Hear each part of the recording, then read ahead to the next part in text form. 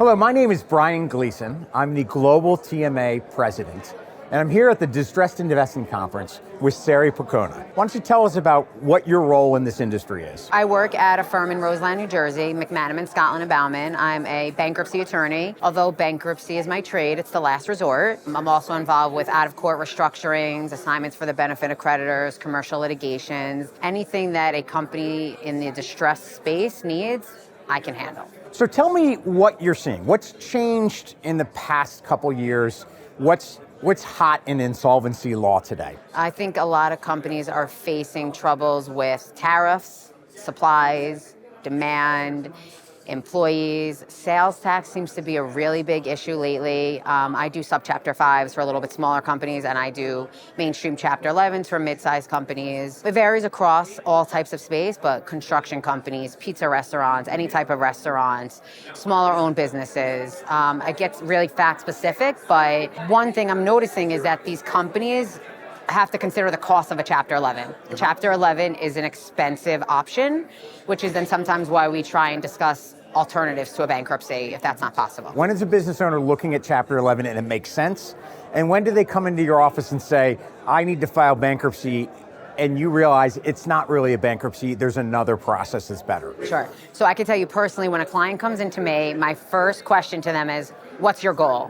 What's your wish list? If you had it your way, what would you want? If they want a restructuring, obviously a Chapter 11 is the best way to go. An alternative, if it's not a restructuring, a liquidation, there's something called an assignment for the benefit of creditors. It's a state court process. It turns the business over to a fiduciary, similar to a Chapter 7 trustee, and it sort of takes the pressure off the business owner and allows a fiduciary to wind down, sell assets. Another option is a UCC Article 9 sale. I don't do a lot of those. I appreciate court orders and court supervised processes, but it really depends on what the business can afford and do, and you get there when you understand the assets and liabilities of a company first. When you meet a business owner, you start with, what are your goals? Correct. Not what process makes sense. Yeah, you start with, like, are we going to turn it around?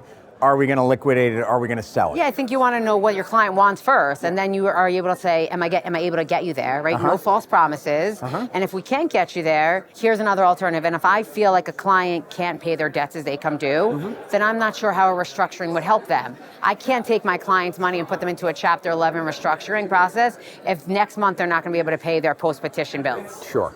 Although a wish list is great, reality comes into play. So we start with, what do you think we can do? Right. Then we go into, you as a professional, what's possible, the art of the possible. Yeah. And then we follow with process. Correct. So anything new today, the change in these alternative processes, are you seeing more of that? Yes, definitely seeing a lot. Like I said, I think companies face, especially on the smaller end, the fees and the amount it is to be in a Chapter 11. You're dealing with quarterly fees to the United States Trustee's Office, a retainer for professionals, hire an accountant, a real estate broker, an auctioneer. Everything costs money. You pick up a pen and it's very expensive. And these companies have to decide if they have the ability to fund that initial retainer and then going forward. And so you talked about you like a court order. Yes. So where are we not getting a court order through a process, and where are we getting a court order through a process? I'm pretty sure in UCC Article 9 sales, you don't get a court order. You notice the secured lender and other parties via mail, regular service, stuff like that. Assignments for the benefit of creditors. It's a state court process run through the courts. You get a court order. Blessing, a sale process similar to a 363 in a bankruptcy, you get a court order. Yep. I like a court order because, say someone buys my company's assets through a sale, and 3 months down the road, the Division of Taxation comes along or says something and says, how do you have a right to these assets? I show that person can show the court order and say, here, I bought it free and clear of all liens, claims, and encumbrances. And of course, assignment for the benefit of creditors, it depends on what state we're talking about. Because every state, it's a state law. Correct. Why do you love this business? I like helping people. I like the ability to be creative. Bankruptcy, assignments, they allow you that ability to think of other ways. There's not one path forward for each kind of business, right? It's fact specific. But I think at the end of the day, when someone comes to you with their life's work in your hands, you feel like you're really doing something to help somebody. I feel good about it. I guess, That's great. at the end of the day, you try your best to help a business, an individual reorganize, restructure, move forward with their life the best way possible. Yeah. Sari, you are a big supporter, a big involved person in the Turnaround Management Association. What is it that you get from this, and why would you tell someone else to be involved? Sure. Twofold. Personal and business. I think both relationships are super important. I've met some of my closest friends through this industry who I can call for advice, for referrals.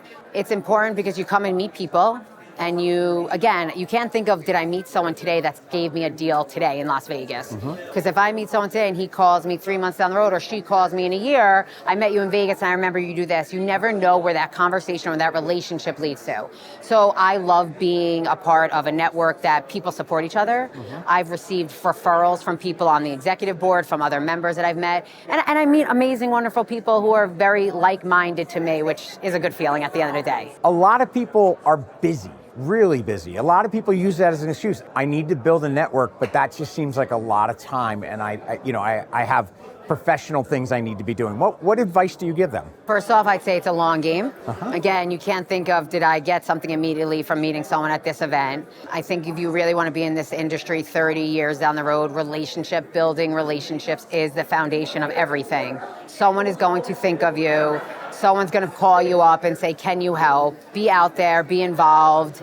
If you don't put the time in, you're not going to get out what it is. We could all sit behind our computer all day, 8 hours, 10 hours, 12 hours a day.